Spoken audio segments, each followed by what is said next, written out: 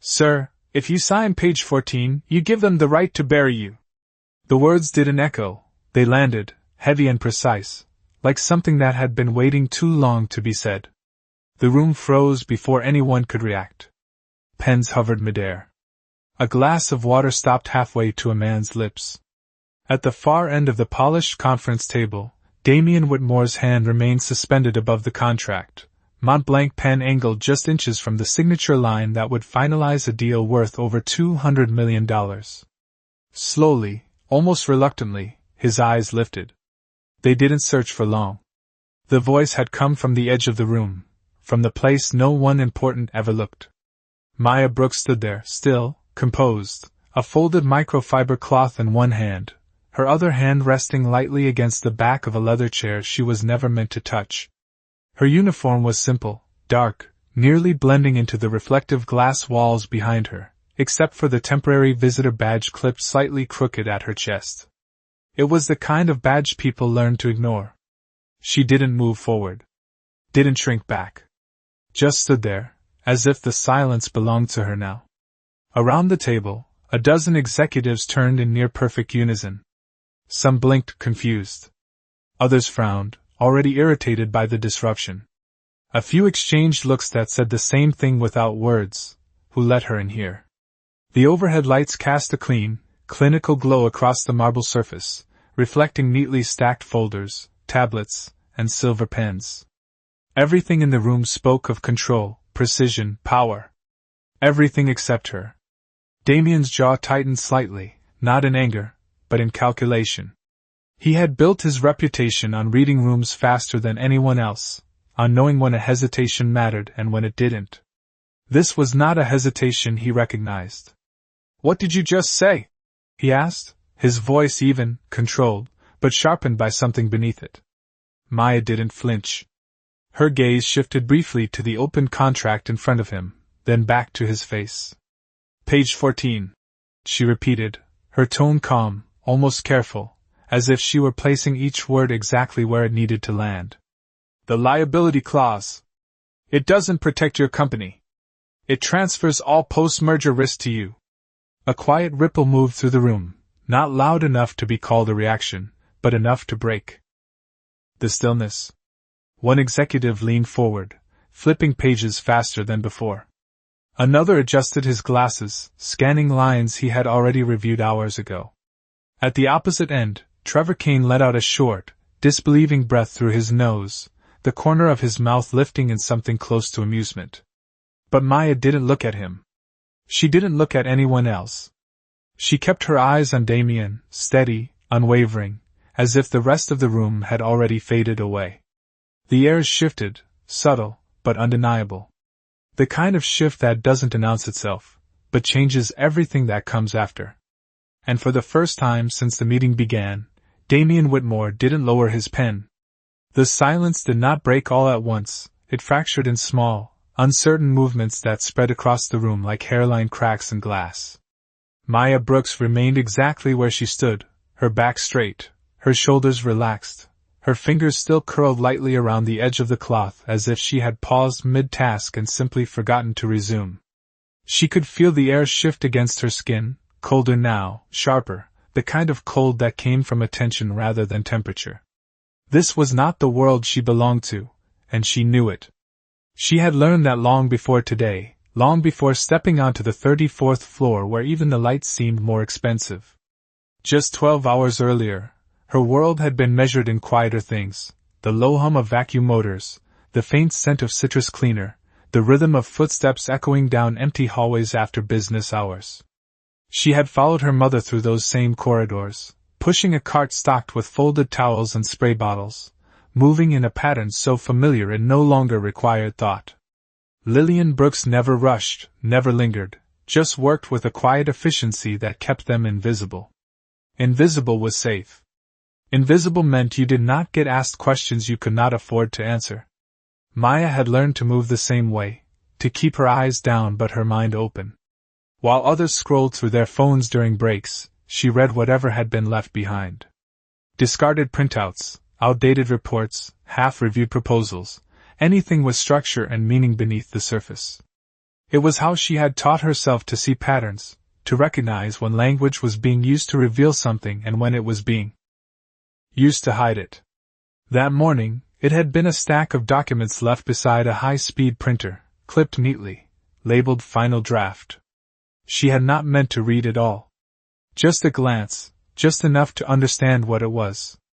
But something in the phrasing had caught her attention, a sentence that felt too smooth, too carefully balanced.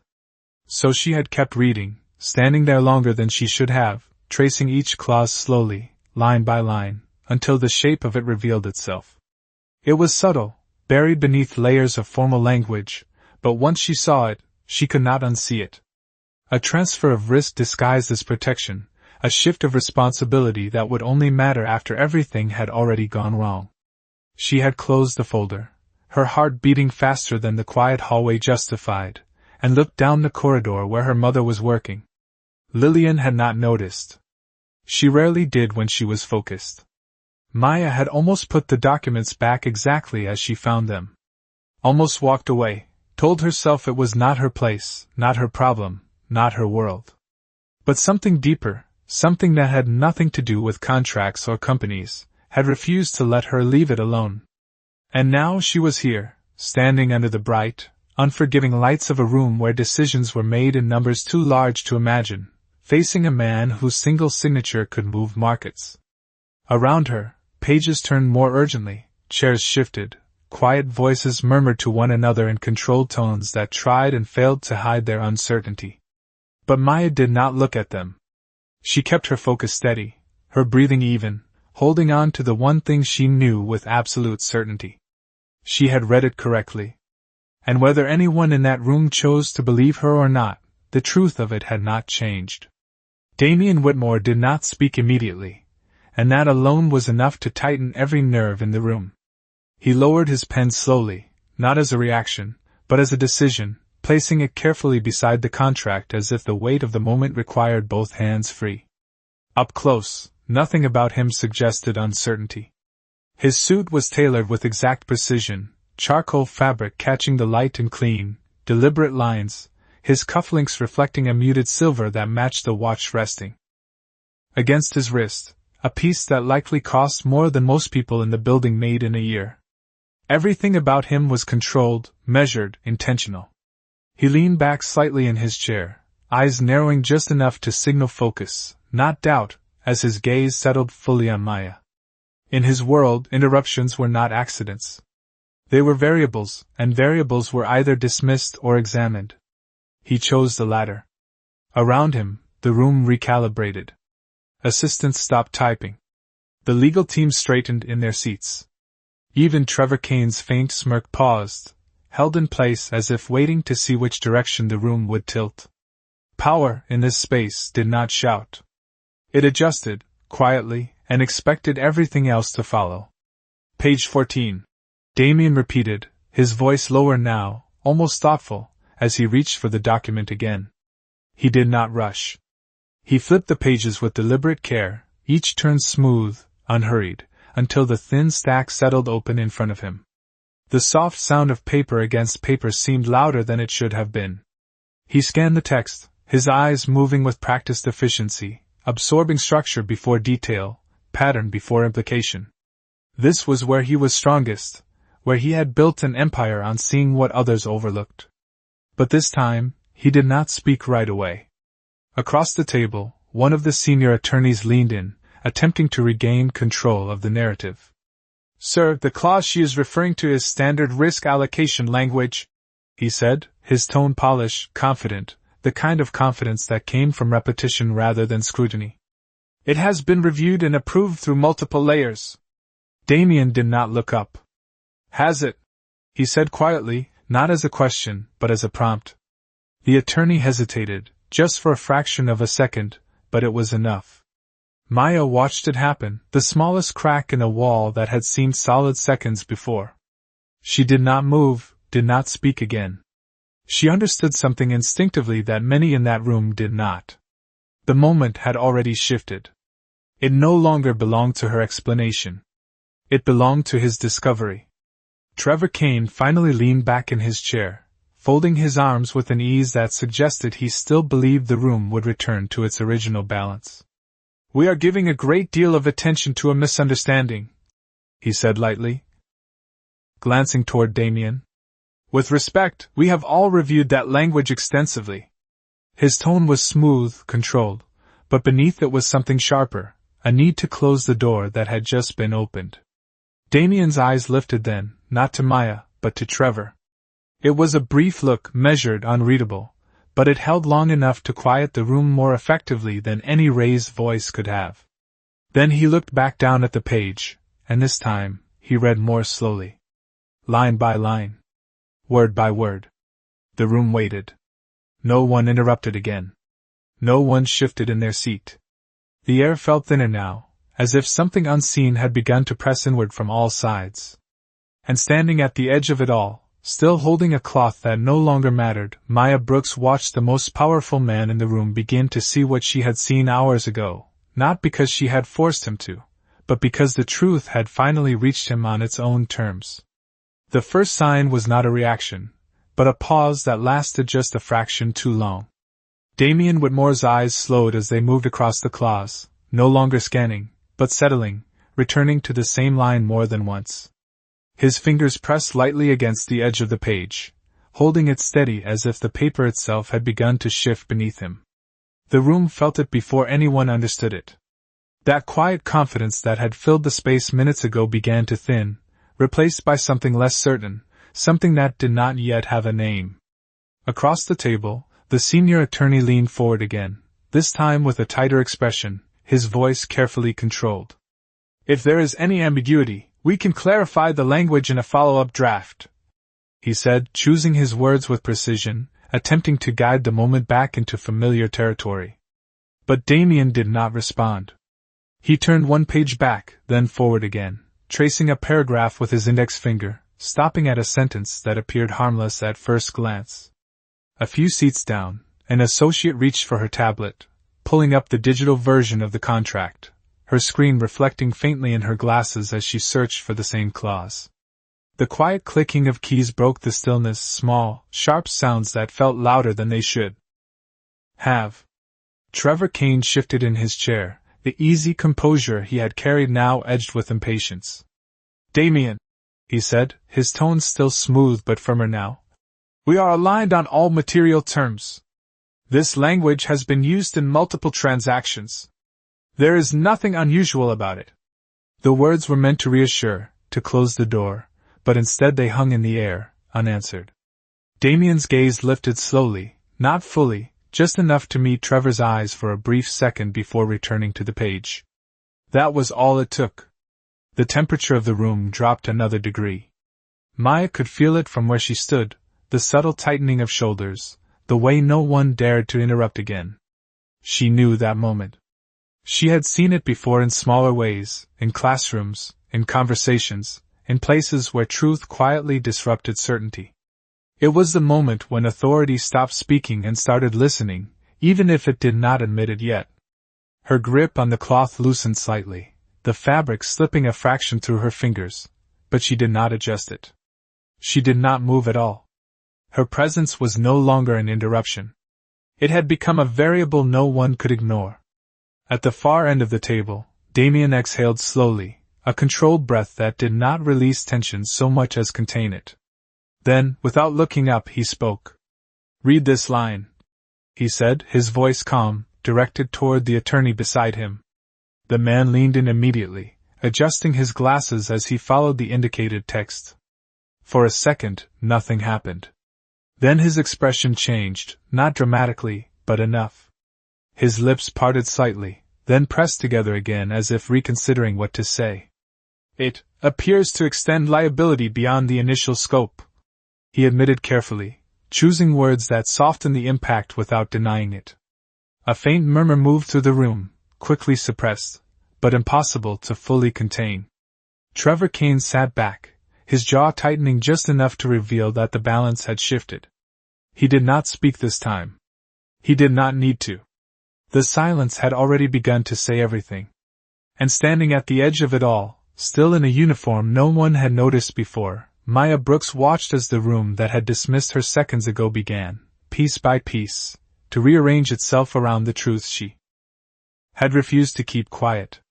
The shift did not settle into clarity, it tightened into tension.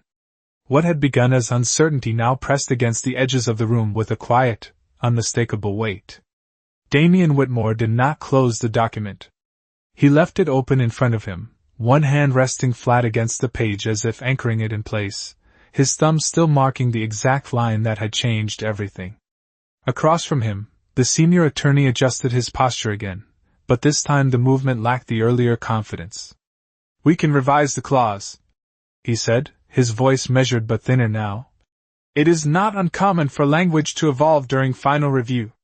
The words were technically correct, but they no longer carried authority. They sounded like retreat. Trevor King leaned forward slightly, his fingers interlacing on the table, his expression carefully neutral but his eyes sharper now, searching Damien's face for any sign of direction he could still influence. "Let us not overstate this," he added, his tone controlled, almost reassuring. "This is a structural nuance, not a structural flaw." The distinction was deliberate, but it did not land the way he intended. Because the room had already crossed a line it could not uncross. Maya could feel it in the way no one looked at her directly anymore, yet no one fully ignored her either. She had become something uncomfortable, something that did not fit the hierarchy they relied on. She shifted her weight slightly, the first movement she had made since speaking, her shoes making the faintest sound against the polished floor. It drew a few glances, quick and restrained, but enough to remind everyone that she was still there. Still watching. Still certain. At the far side of the table, one of the younger associates cleared his throat quietly, then hesitated before speaking. "If the liability extends post-closing without limitation," he said carefully, eyes still on the document, "then exposure is not just increased, it is effectively transferred." The phrasing was cautious, but the meaning was not. A subtle ripple moved through the room again, this time harder to contain. Damien finally leaned back in his chair, the motion slow, deliberate, creating space between himself and the contract as if he needed to see it from a different distance. His gaze moved from the page to Trevor, then to the attorney, then, briefly, almost imperceptibly, to Maya. Not long enough to be called acknowledgement, but long enough to confirm that her presence had been accounted for. "Why was this not flagged?" he asked, his voice calm, but stripped of the earlier neutrality. It was not a question for information. It was a question for accountability. No one answered immediately. The attorney's lips parted, then closed again. Trevor shifted slightly, but did not speak. The silence stretched, heavier now, no longer empty but full of implication. Maya felt her chest tighten, not from fear, but from the sudden awareness of what this moment meant. This was the cost of stepping forward. Not applause. Not relief. Just a slow, uncomfortable exposure of a truth that no one wanted to own. She thought of her mother downstairs, of the quiet routine they depended on, of how easily all of this could ripple outward beyond this room. For a brief second, doubt brushed against her, soft but real. But it did not stay. Because the line was still there, printed in black and white, unchanged by anyone's discomfort. And that was enough. Damien's fingers tapped once against the table, a small, controlled motion that broke the silence just enough to move it forward. "We are not signing this," he said, not loudly, not dramatically, but with a finality that settled over the room like a closed door. No one argued. No one pushed back.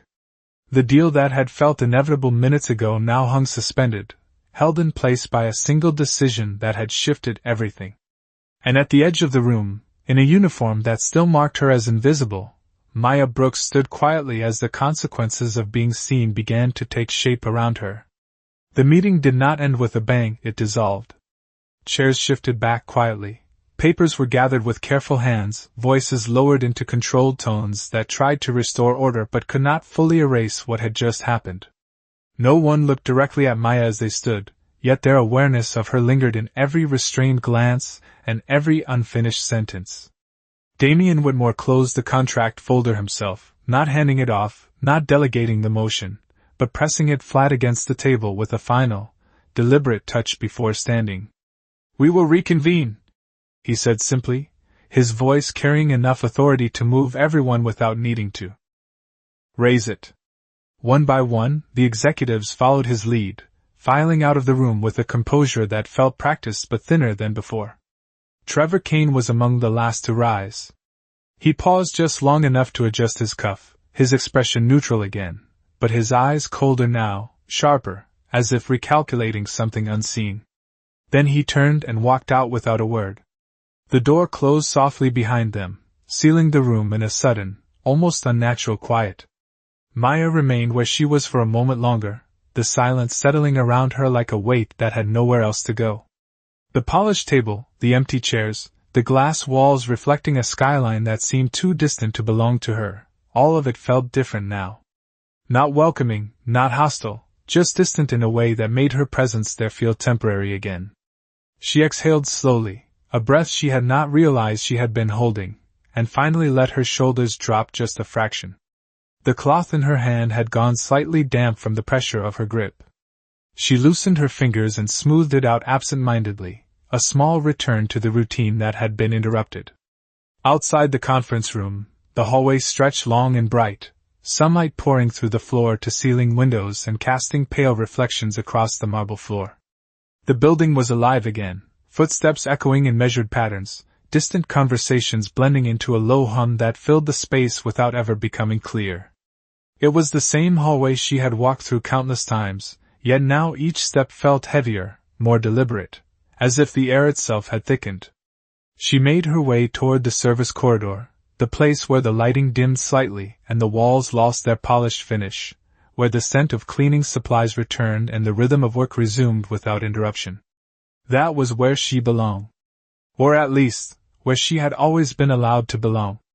As she turned the corner, she saw her mother standing near the supply cart, hands resting on the handle, posture still, eyes searching the hallway before settling on her. Lillian Brooks did not rush forward. She did not speak right away. She just looked at her daughter, really looked, as if trying to understand something that had changed without warning. Maya slowed her steps, stopping a few feet away, the distance between them filled with everything that had not yet been said.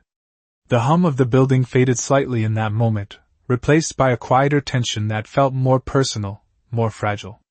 Maya opened her mouth, then closed it again, unsure where to begin. She had stepped into a world that was not theirs, spoken in a room that was not meant for her voice, and now she stood back in the narrow space where their lives actually existed. The contrast was sharp, almost disorienting. Lillian finally let out a slow breath, her fingers tightening slightly around the cart handle before relaxing again. She did not ask what happened. Not yet. She simply nodded once, a small, restrained motion that carried more weight than words would have. And in that quiet exchange, Maya felt something settle inside her, not relief, not fear, but the steady understanding that whatever came next would not be decided in that conference room, but here, in the space where everything real still remained. The next hour did not unfold loudly, it tightened quietly, like something being pulled into focus behind the scenes. In a glass office 3 floors above, Damian Whitmore stood alone by the window, the city stretching out beneath him in sharp lines of steel and sunlight, but his attention was nowhere near the skyline. The contract lay open on his desk again, not as part of a meeting now, but as an object under scrutiny. He had read it once more in full, then again, slower, stripping away assumptions, ignoring the summaries, the assurances, the reputations attached to every name involved. What remained was the language itself. Precise, calculated, and unmistakable. The clause did not merely expose his company to risk, it redirected it, contained it, and placed it squarely under his signature as if it had always belonged there. His jaw tightened, not in anger, but in recognition. This was not oversight. This was design. He reached for his phone, paused, then set it back down. Instead, he pressed a button on his desk. "Get me internal risk review," he said, his voice controlled but firm. Now. Minutes later, 2 senior analysts stood across from him, their tablets open, eyes moving quickly as he directed them to the exact section. They read in silence, their expressions shifting in stages, from confidence to confusion, and finally to something closer to alarm. "This should have been flagged," one of them said carefully. "It was not routed through our team," Damien replied, his tone flat, each word landing with quiet weight. That was the moment the realization settled fully into the room. The process had been bypassed. Not accidentally. Intentionally. Back on the lower floors, Maya and her mother had returned to their work, the rhythm of it steady, almost grounding. The cart rolled softly across the floor, the wheels clicking faintly at each seam in the tile. Lillian wiped down a row of glass panels with practiced motion, but her focus drifted, her eyes occasionally shifting toward Maya as if confirming she was still there. Maya moved more slowly than usual, her thoughts not on the surfaces she cleaned, but on the room she had left behind. The way the silence had changed. The way the decision had landed. She did not know what it meant yet, only that something had shifted beyond her reach. The service elevator chimed softly at the end of the hall, the doors sliding open with a muted mechanical sigh. 2 men stepped out, not in suits, but in company badges and dark jackets, their pace purposeful but not rushed. They spoke quietly to each other, then one of them glanced down the hallway, scanning until his eyes landed on the supply cart. "On Maya." He approached, stopping at a respectful distance. "Maya Brooks?" he asked, his tone neutral, professional. The sound of her name in that space felt unfamiliar, heavier than it should have. She straightened slightly, nodding once. "Yes." He exchanged a brief look with his colleague, then looked back at her. "We need you upstairs," he said. No explanation. No urgency. Just a statement that carried weight without raising its voice. Lillian's hand stilled against the glass panel, her reflection catching in the surface as she turned. "Is there a problem?" she asked, her voice calm but edged with something protective. The man shook his head lightly. "No, ma'am. There is a review in progress." The phrasing was careful, chosen, but it did not hide the truth. This was no longer about a comment made in a meeting. This had become something larger. Maya felt it in the way the hallway seemed to narrow slightly, in the way every sound softened around her. She looked at her mother for a brief second, just long enough to share a silent understanding, then set the cloth back on the cart. Her hands were steady. Her posture unchanged. But as she stepped toward the elevator, following men who had not even known her name an hour ago, she understood something clearly for the first time. The truth she had spoken had not just been heard. It had been believed. And now, it was moving. The elevator ride felt longer than it should have, even though the numbers above the door climbed steadily, each soft chime marking a return to a world Maya had only stepped into once before. The 2 men beside her stood quietly, their posture neutral, their presence professional, but there was no small talk, no attempt to ease the tension. The silence was not uncomfortable. It was deliberate. Maya kept her eyes forward, watching the reflection of herself in the brushed metal panel, her uniform slightly creased, her visitor badge still clipped at the same angle, unchanged despite everything that had shifted around it. When the doors opened, the air on the upper floor felt different again, cooler, more controlled, the faint scent of polished wood and filtered air replacing the sharper notes of cleaning supplies from below.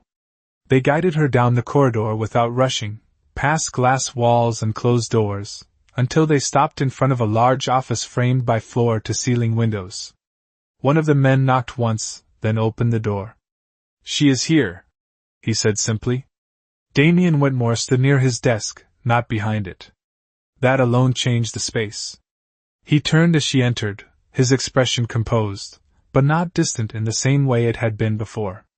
The contract was still there, open, marked with several small tabs that had not been there earlier. For a moment, neither of them spoke. The city stretched behind him in long lines of light and shadow, but his attention remained entirely on her. "Maya Brooks," he said, not as a question, but as confirmation. She nodded once. "Yes, sir." He studied her for a second, not evaluating her position, not placing her within a hierarchy, but looking at her as if recalibrating something he had assumed before. "You were correct," he said. The words were direct, unembellished, but they carried more weight than any longer explanation could have. Maya did not respond immediately. She did not step forward or lower her gaze. She simply stood there, receiving the acknowledgement without changing her posture. Damien moved slightly to the side, gesturing toward the contract. "That clause would have transferred full post-closing liability to us," he continued. "It was not disclosed. It was not reviewed by internal risk. It was inserted late." Each sentence was precise, controlled, but beneath them was something quieter, something closer to recognition than frustration. "You saw it in minutes." Maya glanced briefly at the document, then back at him. "It stood out," she said simply. He gave a small nod, as if that answer, in its simplicity, confirmed more than a longer explanation would have. "Most people in that room did not see it at all," he replied. There was no bitterness in his tone, only a measured acknowledgement of fact. A brief silence followed, not tense, but grounded. Then Damien did something the room earlier would not have expected. He stepped closer, not into her space, but enough to reduce the distance between them from authority to conversation. "I misjudged the source of the information," he said. It was not phrased as an apology in the usual sense. It was more exact than that. A correction. A recognition of error. Maya held his gaze steady, unshaken. "You were focused on the deal," she answered, her voice calm. "I was focused on the wording." The distinction hung between them, simple, clear, and sufficient. Damien's expression shifted slightly, not into a smile, but into something more human, less guarded. He reached for a folder on his desk, then paused, as if reconsidering the order of what needed to be said. "Your mother," he said, his tone returning to its earlier precision. "Her position here is secure. That will not change." Maya's shoulders relaxed just slightly, the smallest visible shift since she entered the room. He noticed it. "As for you," he continued, "you have a level of analytical instinct that does not come from chance." He placed the folder on the desk, not sliding it toward her yet, just setting it there as a possibility. "I would like to offer you an opportunity to develop that further." The words were careful, but they carried direction. Not charity. Not compensation. Something else. Maya looked at the folder, then back at him, her expression thoughtful, grounded. The moment stretched, not with pressure, but with weight. Because this was not just an offer. It was a turning point. And for the first time since she stepped into that conference room, the future in front of her did not feel like a place she was not supposed to enter. The folder remained on the desk between them for a moment longer, not pushed forward, not withdrawn, simply present as a quiet invitation rather than a demand. Maya Brooks looked at it, then back at Damien Whitmore, her expression steady, thoughtful, as if weighing something that could not be measured by the weight of paper or the promise of opportunity alone. The city behind him glowed with late afternoon light, long shadows stretching across glass and steel, reflecting a world built on decisions made in rooms like this one. But the silence now felt different from the one that had filled the conference room earlier. This silence held space, not pressure. Maya took a small step forward, closing the distance just enough to rest her fingertips lightly on the edge of the folder. She did not open it immediately. Instead, she spoke, her voice calm, grounded. "If I take this," she said, choosing each word carefully, "I need to keep working downstairs until my mother is settled. I cannot leave her in uncertainty." The request was simple, direct, and rooted in something deeper than ambition. Damien listened without interruption, his expression unchanged, but attentive. He nodded once, a clear acknowledgement. "That will be arranged," he said. There was no hesitation in his answer, no negotiation. Just resolution. Maya opened the folder then, scanning the first page briefly, not reading every line, but understanding the structure, the intention behind it. Internship placement. Academic sponsorship. A pathway forward that did not erase where she came from, but extended beyond it. She closed the folder again, holding it now with both hands, not tightly, but with a quiet sense of ownership. "Thank you," she said, not as submission, not as relief, but as recognition of what had been offered and what it meant. Damien inclined his head slightly, the gesture small but respectful. There were no more words needed. When Maya stepped out of the office, the hallway felt the same and completely different at once. The light had shifted, softer now, the reflections on the marble floor warmer, less clinical. The people she passed did not stop, did not stare, but their awareness lingered just a second longer than before. Not curiosity. Not judgment. Something closer to recognition.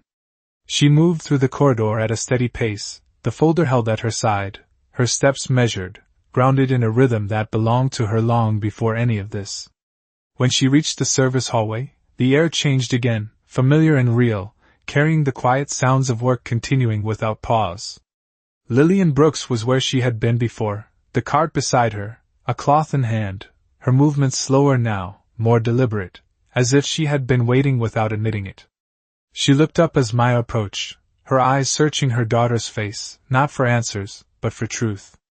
Maya did not speak right away. She simply held out the folder.